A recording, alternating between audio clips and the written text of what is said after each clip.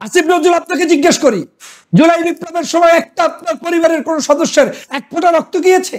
কেউ শহীদ হয়েছে? কেউ আহত হয়েছে? আপনি কি করেছেন? আপনাকে বসিয়ে দেওয়ার মানে এই নয় যে আপনি আওয়ামী লীগকে নিষিদ্ধ করার প্রশ্নে চুপ করে বসে থাকবেন, আবার আওয়ামী লীগের পক্ষে অবস্থান নেবেন। এই কারণেই আজকে আপনাদের বিরুদ্ধে কথা বলতে হচ্ছে। আপনি পদত্যাগ করুন যদি আপনার বুকে সাহস থেকে থাকে। আসিফ নজরুল, আপনি এখন পদত্যাগ করুন।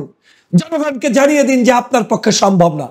আওয়ামী লীগ নিষিদ্ধের প্রশ্নে আপনারা তালবাহনা করেন, আওয়ামী লীগের বিচার প্রশ্নে আপনারা তালবাহনা করেন। আপনারা আসছেন ভারতের দায়িত্ব পালন করতে, আপনারা আসছেন ভিনদেশি তাবেদারদের নিজস্ব কোনো এজেন্ডা বাস্তবায়ন করতে। যারা মনে মনে ভাবছেন আপনাদের মনোনীত উপদেষ্টা আছে, সমস্যা নাই, সব পার পেয়ে যাব, ডৌয়া। আপনাদের কি আজকের প্রতারণা করে আপনাদের মানুষগুলোকে ঢুকতে দেয়নি? বাংলাদেশের কোন অফিস আদালতে আছেন দেশপ্রেমিক, ধর্মপ্রেমিক, স্বাধীনতা প্রেমিক একটা মানুষের অ্যাপয়েন্টমেন্ট নাই, সবগুলো আওয়ামী লীগের দোসর দিয়ে বসে রেখেছে। আর পরে আপনারা তাদের কি অন্ধ সমর্থন দিচ্ছেন আর মনে মনে তালি দিচ্ছেন। ওই একটু মাঝে মাঝে ইসলামের পক্ষে একটা দুইটা পোস্ট আর দুই একটা একটু ধার্মিকতার পোস্ট, এই পোস্ট পেয়ে আপনারা লোভে পড়ে গিয়েছেন। এই লোভের কারণে আজকের পাপের সাগরে বসবাস করতে হচ্ছে। আওয়ামী লীগকে নিষিদ্ধ না করলে সে তো মানুষের মধ্যে পড়তে পারে না। 2000 মানুষকে হত্যার পরে আপনি সেই আওয়ামী লীগকে নিয়ে সংসার করবেন, রাজনীতি করবেন, আপনি শব্দ দেখেন কিভাবে? আসিফ নজরুল সাহেব আওয়ামী লীগের নিষিদ্ধ কেন চায় না এ নিয়ে জনমনে এখন বেশ প্রশ্ন জন্ম দিয়েছে। জনগণ যেই জুলাই বিপ্লব করেছে, 5ই আগস্টের সেই নতুন বাংলাদেশ গড়ার স্বপ্ন নিয়ে শেখ হাসিনাকে তাড়িয়েছে এবং কিছু মানুষদেরকে দায়িত্ব দিয়েছে বাংলাদেশ বিনির্মাণের জন্য। আজকে মনে হচ্ছে তারাই বাংলাদেশের মানুষের সাথে গাদ্দারি শুরু করে দিয়েছে, মানুষের সাথে আজকের প্রতারণা শুরু করে দিয়েছে। আসিফ নজরুল বাংলাদেশের একজন আলোচিত নাম, বিভিন্ন সময় বিভিন্ন বক্তব্যের কারণে, কথাবার্তার কারণে তিনি সমালোচিত হচ্ছেন, আলোচিত হচ্ছেন, মাঝে মাঝে প্রশংসিতও হয়েছিলেন। কিন্তু বর্তমান সময়ের প্রেক্ষাপটে বাংলাদেশের জনগণ বিশ্বাস করে যে আসিফ নজরুল বাংলাদেশের জনগণের সাথে প্রতারণা করেছেন, প্রহসন করেছেন, বিশ্বাসঘাতকতা করছেন বলে এখন সমাজের সমগ্র শ্রেণীর মানুষের মধ্যে এই প্রশ্নটি জন্ম দিয়েছে। আমার মনেও এই একই প্রশ্ন জন্ম দিয়েছে। বেশ কয়েক মাস পর্যন্ত জন্ম দিলেও আমি এটা নিয়ে কথা বলার সুযোগ তৈরি করিনি, কারণ আমি চেয়েছি ঐক্য, আমি চেয়েছি ধৈর্য ধারণ করতে, আমি চেয়েছি বাংলাদেশের মানুষের স্বপ্ন সুশৃঙ্খলভাবে বাস্তবায়িত হোক।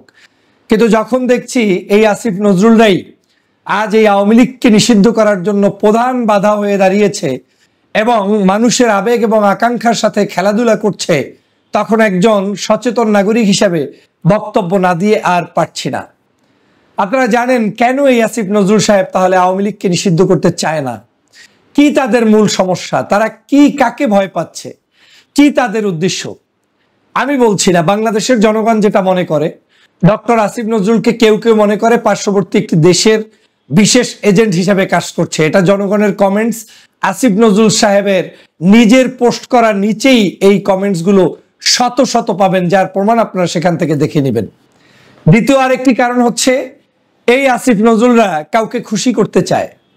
কাদেরকে খুশি করতে চায়? যাদেরকে আমরা বাংলাদেশ থেকে বিতাড়িত করেছি তাদের কি, যে আমরা অন্তত বিপদের মধ্যে টিকে আছি, আসিফ নজরুল সাহেবরা ছিলেন তাই আমরা টিকে আছি। এইরকম একটি মানসিকতা পোষণ করার কারণে আওয়ামী লীগকে তারা নিষিদ্ধ চায় না, তারা আওয়ামী লীগের কাছেও ভালো থাকতে চায়।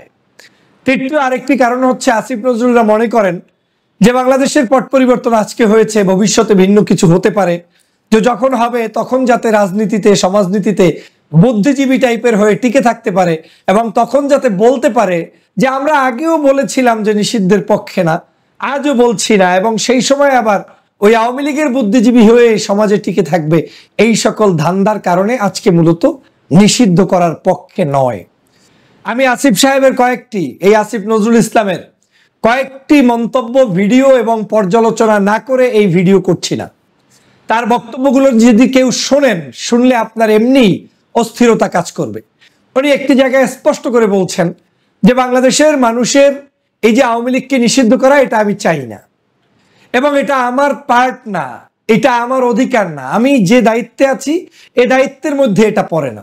আমি প্রথমেই আসিফ নজরুলকে বলতে চাই, গতকালকেও একটি লাইভে বলেছিলাম, আপনাকে কে দায়িত্ব দিয়েছে? আইনমন্ত্রী না আপনার ওই কি বলে জলবায়ু মন্ত্রী না কৃষি মন্ত্রী এটা তো বিষয় না। 5 তারিখের পরে যাদেরকেই দায়িত্ব দেওয়া হয়েছে এটা শুধুমাত্র নামকাওস্তে একটা পোস্ট, কিন্তু আপনার দায়িত্ব হচ্ছে সর্বাগ্রে আওয়ামী লীগের বিচার করা, নিষিদ্ধ করা। আর আপনি যখন বলেন আইনমন্ত্রী হয়ে যে এটা আমার দায়িত্বের মধ্যে পড়েন, তো কার দায়িত্বের মধ্যে পড়ে? মানুষকে ধান্দাবাজি ভুগি ঝুঁকি দেওয়ার তো একটা লিমিট থাকবে। আবার সেগুলো ফেসবুকে পোস্ট করে জাহের করতে চান যে এটা আমার দায়িত্বের মধ্যে পড়ে না, আমাকে কেউ কেউ দোষারোপ করছে। আমি তো আপনার পক্ষে এখন মানে সেই 5 তারিখের পর থেকে একেবারে গতকালকে পর্যন্ত কোনোদিন পক্ষে ছাড়া বিপক্ষে বলিনি, কিন্তু আমি কেন বাধ্য হচ্ছি কথা বলতে যখন দেখছি আপনার এই পোস্টগুলো বাংলাদেশের মানুষকে ভিন্ন মেসেজ দিচ্ছে এবং ভুল মেসেজ দিচ্ছে, তখন মনে হচ্ছে এই সত্য কথা বলে দেওয়া দরকার। আপনার কারণেই এখন পর্যন্ত আওয়ামী লীগ নিষিদ্ধ হয় না। আসিফ নজরুল সাহেব, আপনার কারণেই আওয়ামী লীগকে এখনো নিষিদ্ধ করা সম্ভব হয়নি। আপনাদের মতো এই ধরনের উপদেষ্টারাই আজকের আওয়ামী লীগকে এখনো মাঠে ময়দানে টিকিয়ে রাখছেন এবং আইনের বেড়াজলে আপনারা কথা বলে জনগণের সাথে প্রহসন করছেন, প্রতারণা করছেন, মিথ্যা তথ্য দিয়ে জনগণকে বিভ্রান্ত করছেন। ধান্দাবাজির একটা লিমিট থাকা দরকার। আপনাকে বসিয়েছি আমরা 5 তারিখে, আপনি জনগণের ম্যান্ডেট নিয়ে বসেছেন, জনগণ ভালোবেসে আপনাদেরকে দায়িত্ব দিয়েছে। জনগণ কি চায় সেটা আপনি বুঝবেন না? আপনি কি করে বলেন যে এটা আমার দায়িত্বের মধ্যে পড়ে না? এখন রেজওয়ানাকে বসিয়েছি, ওনার দায়িত্বে এটা পড়ে না, আপনার দায়িত্বে এটা পড়ে না, আরেকজনের দায়িত্বে এটা পড়ে না, তো এটা পড়বে কার দায়িত্বে? আপনাদেরকে এখন সাময়িক সময়ের জন্য বসানো হয়েছে। রাস্তাঘাট, কালভার্ট, ল্যাট্রিন বানানোর জন্য বানানো হয় নাই। চায়ের টেবিলে, কফির টেবিলে বসে আড্ডা দেওয়ার জন্য বানানো হয় নাই। আপনার মনোপুত সব মানুষগুলোকে বিভিন্ন জায়গায় নিয়োগ দেওয়ার জন্য বানানো হয় নাই।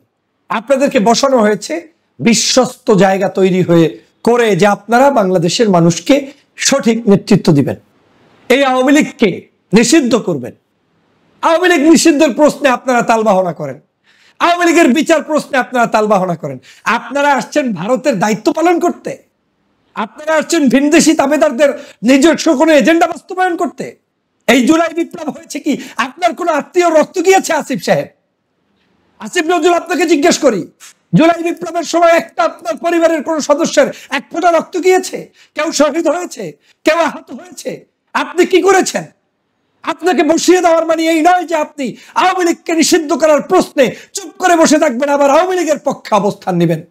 এই কারণেই আজকে আপনাদের বিরুদ্ধে কথা বলতে হচ্ছে। আপনি পদত্যাগ করুন যদি আপনার বুকে সাহস থেকে থাকে।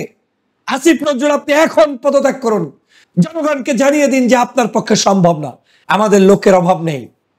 প্রতারণা করছেন জনগণের সাথে, মানুষের সাথে, মুক্তিযোদ্ধাদের সাথে, জুলাই বিপ্লবের শহীদদের সাথে, এবং যারা মৃত্যুবরণ করেছে তাদের সাথে, যারা আহত হয়েছে তাদের সাথে। জবাব দিবেন কি? সব দিক খুশি রাখতে চাচ্ছেন তো সব দিক খুশি রেখে বিশাল কিছু অর্জন করতে পারবেন না। একটি আদর্শ নিয়ে চলুন।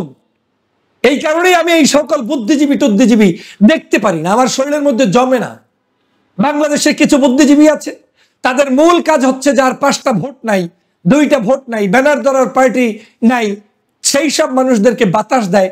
আর যারা মূলত দেশের জন্য, স্বাধীনতার জন্য লড়াই করে, সংগ্রাম করে, তাদেরকে মার্কাটা পর্যন্ত দেয় না, তাদেরকে মেয়রটা পর্যন্ত ঘোষণা করতে পারে না, তাদেরকে আপনার সুন্দরভাবে মূল্যায়ন করতে পারে না, তাদের নেতাকর্মীর নামে মামলা থাকে, জেলের মধ্যে বন্দী থাকে।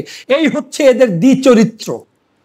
এরা আদতে আপনাদের কোনো বন্ধু নয়, এরা শত্রুরা বন্ধু সেজে বসে আছে শুধু আপনাদেরকে ঘায়েল করার জন্য।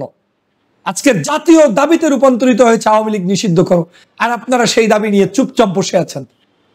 আমার স্পষ্ট আপনাকে অনেক কিছু বলার ছিল, আমি সব কথা বলতে চাই না। আমরা এখনো চাই বাংলাদেশ ঐক্যবদ্ধভাবে এগিয়ে যাক, কিন্তু আপনার এই চরিত্রের কারণে আমার সন্দেহ হচ্ছে আপনি একমাত্র কারণ যে আপনার কারণে এইগুলো হচ্ছে না। রাজনীতিবিদদেরকেও আপনারা ফুসলে দিচ্ছেন, উস্কে দিচ্ছেন।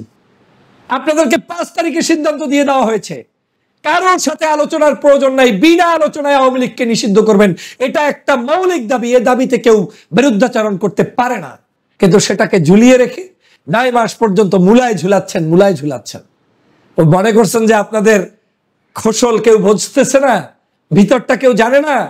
আপনার ভিতরটা এখন জাতি জেনে গিয়েছে, আমি জেনে গিয়েছি। আর পাবেন না ওই যে অন্ধভক্তি, আর পাবেন না। অন্ধভক্তির কারণে আজকের মুসলমানরা পরাজিত, বাংলার স্বাধীনতাকামী মানুষরা পরাজিত। আজকের বাংলাদেশের হিন্দু মুসলিম যারা দেশপ্রেমিক তারা আজকের পরাজিত শুধু মানুষকে অন্ধবিশ্বাস করার কারণে। যারা মনে মনে ভাবছেন আপনাদের মনোনীত উপদেষ্টা আছে, সমস্যা নাই, সব পার পেয়ে যাব, ডৌয়া। আপনাদের কি আজকের প্রতারণা করে আপনাদের মানুষগুলোকে ঢুকতে দেয়নি? বাংলাদেশের কোন অফিস আদালতে আছেন দেশপ্রেমিক, ধর্মপ্রেমিক, স্বাধীনতা প্রেমিক একটা মানুষের অ্যাপয়েন্টমেন্ট নাই, সবগুলো আওয়ামী লীগের দোসর দিয়ে বসে রেখেছে। আর পরে আপনারা তাদের কি অন্ধ সমর্থন দিচ্ছেন আর মনে মনে তালি দিচ্ছেন। ওই একটু মাঝে মাঝে ইসলামের পক্ষে একটা দুইটা পোস্ট আর দুই একটা একটু ধার্মিকতার পোস্ট, এই পোস্ট পেয়ে আপনারা লোভে পড়ে গিয়েছেন। এই লোভের কারণে আজকের পাপের সাগরে বসবাস করতে হচ্ছে। আমাদের সাথে প্রতারণা করছে, এরা প্রতিদিন প্রতারণা করছে। আওয়ামী লীগকে নিষিদ্ধ না করলে সে তো মানুষের মধ্যে পড়তে পারে না। 2000 মানুষকে হত্যার পরে আপনি সেই আওয়ামী লীগকে নিয়ে সংসার করবেন, রাজনীতি করবেন, আপনি স্বপ্ন দেখেন কিভাবে? 50,000 মানুষকে পঙ্গু করার দেওয়ার পরে সেই আওয়ামী লীগকে নিয়ে রাজনীতি করবেন, এই স্বপ্ন আপনার ভিতরে আসে কি করে? জনতার বিবেক আজকে কোথায় গিয়ে দাঁড়িয়েছে? প্রিয় বন্ধুরা আমার, আমি স্পষ্ট করে বলতে চাই, বাংলাদেশের যারা এই আওয়ামী লীগকে রক্ষার জন্য চেষ্টা চালিয়ে যাবে, সে আপনার আপন ভাই, আপন বাপ, আপনার মা, ভাই, বোন কেউ হলে তাকে পর্যন্ত আপনার পরিত্যাজ্য করতে হবে। এই খুনিদেরকে কোনো অবস্থায় আপনার সাথে রাখার সুযোগ নেই।